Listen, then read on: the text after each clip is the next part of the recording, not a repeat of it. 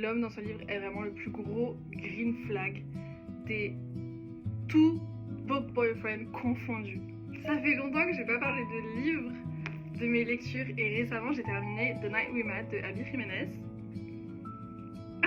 J'ai mis que 4 étoiles en vrai sur Goodreads parce que j'ai mis du temps à m'y mettre. En vrai c'est pour des raisons personnelles, ça n'a rien à voir avec le livre.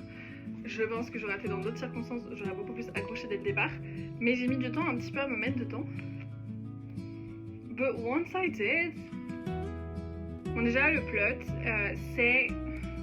J'ai un problème, j'arrive jamais à retenir les noms des personnages dans les livres, c'est vraiment délire. C'est Larissa et Chris.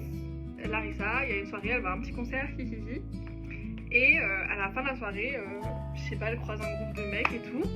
Et elle discute un peu avec ces gars-là. Et il faut qu'elle choisisse entre Chris et Mike qui va la ramener chez elle. Et elle choisit Mike. Donc, elle commence à sortir avec Mike, pas Chris. Et Chris et Mike sont best friends, sont besties, best bros. Et il y a des circonstances qui font que, dès le début, Chris et Larissa, ils forment quand même une sorte de relation, une sorte d'amitié, en même temps que Larissa et Mike sont aussi en train de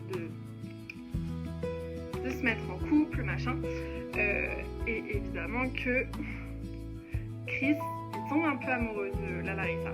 Et donc c'est un peu la dé parce que Chris amoureux de la meuf de son meilleur pote. Compliqué. Ce que j'aime beaucoup avec les livres de Abby Jiménez, on avait déjà lu 2 l'été dernier. Just for the Summer and Say You'll Remember Me. Et en fait j'aime beaucoup parce qu'à chaque fois ça aborde quand même des sujets qui peuvent être un peu compliqués à aborder et ça reste une petite romance mimi sans prise de tête, mais ça aborde quand même des sujets un peu importants. Dans ce livre ça aborde quand même le sujet de l'alcoolisme, qui n'est pas un sujet très léger à porter dans un livre. Vraiment on pourrait se dire justement que Chris, vas-y, il tombe un peu amoureux de la meuf de son meilleur pote, pas ouf.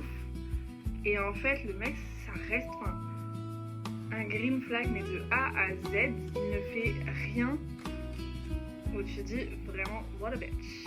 Que tu pourrais, hein, vu le scénario, il pourrait faire de la grosse D et il ne fait pas de la grosse D. C'est incroyable. And I love it so much. Je sais que cet été, je vais aller acheter d'autres livres de la dame. Je n'ai jamais été déçue de ces livres, bien au contraire. À chaque fois, ces livres, c'est un peu des coups de cœur. Et c'est trop bien. Donc lisez-le.